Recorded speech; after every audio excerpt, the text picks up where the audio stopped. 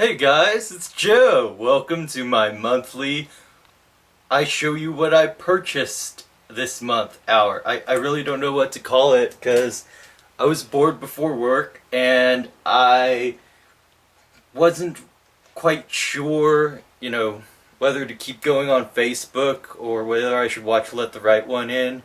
And then I came up with the idea people always do videos of their Criterion collections, so I'm gonna do a monthly video of like all the cool DVDs and Blu-rays I bought this month.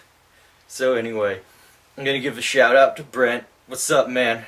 I'm gonna give a shout out to Kat, and gonna give a shout out to some other peeps of mine: Nick Block, Abby Lang, Greg Blanton, Sandy Peacock, Brian Courtney, all the other Texas peeps. Anyway, y'all stay classy. Okay. First off, since this is really a idea that just came to mind out of nowhere, I'm not exactly sure if I bought this first title in June, but I'm pretty certain it's the Blu-ray of Oliver Stone's Any Given Sunday. Now, I've never seen this movie. I blind buy a lot of Blu-rays at this pawn shop near my house. They're like $4, which is like dirt cheap for a studio blue. Anyway, make a long story short, I have it already on DVD, but it's part of this Oliver Stone box set that my dad picked up at, I forgot what store in the mall. They were going out of business. It was like $20 for 8 films. I was like, okay, yeah, that's a good deal. So, I really, if I could pick one Oliver Stone film that I'd say, yes, I want to own this on Blu-ray for $4, it would be Wall Street, but they didn't have that one. And I have an addiction to going to this pawn shop and buying $4 studio blues, and someone needs to intervene. It's getting really bad. Anyway, awkward. On to the next one. Larissa Shepitko Eclipse set. This was about, $12 on Amazon. And I think it came out to 15 after shipping and handling. Now, the thing about Larissa is that she was going to be this huge star of the Soviet cinema, this huge director. She was of the same generation as Tarkovsky, Elem Klimov, who was her husband, Parajanov, and much like Tarkovsky, she died very young, but she died even younger than Tarkovsky. She was only 40 years old when she was killed in a car crash, and before that, she'd made about 4 films, 4 features, and the last one, the 5th one, called The Farewell, Klimov stepped in to finish what was left over of the footage, but he could not get her vision exactly right. So the film is considered a bit of a failure. I'd like to see it regardless, but what I really want to see is the documentary he made about her a few years after her death. Anyway, this set, it comes with Wings, which is about a World War II pilot, lady who's a female pilot in World War II for the Soviet Union. I did not know that the Soviets had female pilots in World War II. Did not know that at all until I saw this film.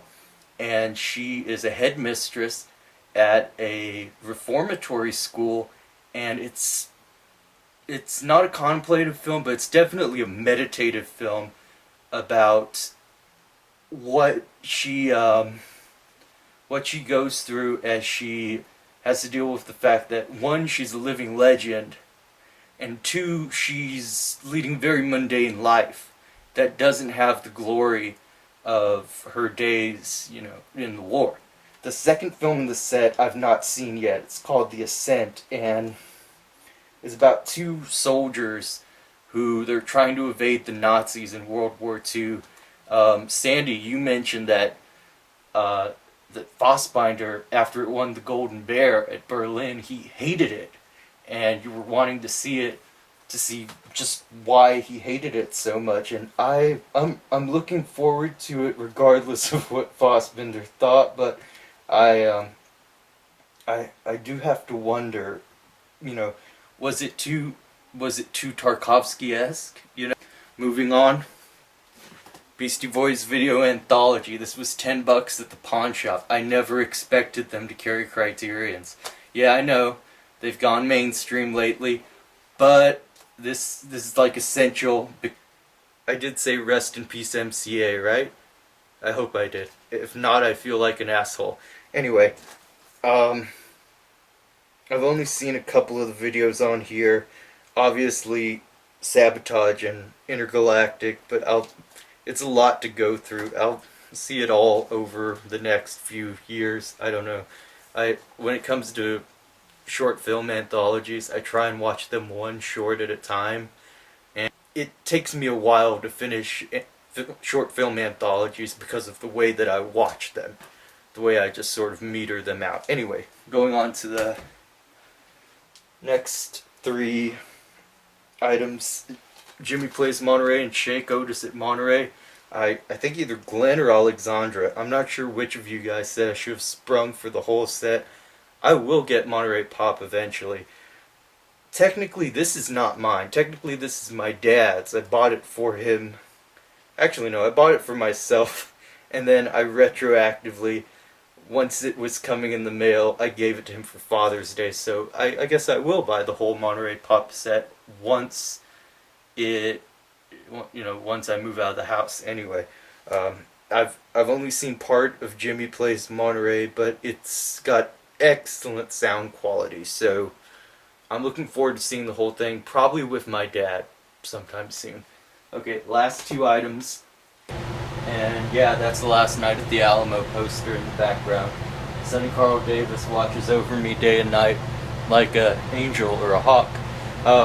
Okay, so the last two purchases were blind buys at that pawn shop, Rock and Rolla and Duplicity, and I'm not a big fan of Tony Gilroy, even though I loved Michael Clayton. I don't think he has enough originality of vision to really become an A-list director. But I'm willing to give him a shot on Duplicity because it's got my boy Clive Owen in it. And then Rock and Rolla, I have to admit that I'm secretly a Guy Ritchie fan. I just really enjoyed Snatch. The Sherlock Holmes films are just too blockbuster for him to really show off his style. But since this is the second one of his films that I've seen that has the characteristic Guy Ritchie style, I'm willing to give it a chance. Anyway, those are the purchases for June. And I'm going to turn the camera off before I feel any more awkward. You guys take care out there in the internet and in real life. And I worship Catherine Jessica Bede as a goddess. And I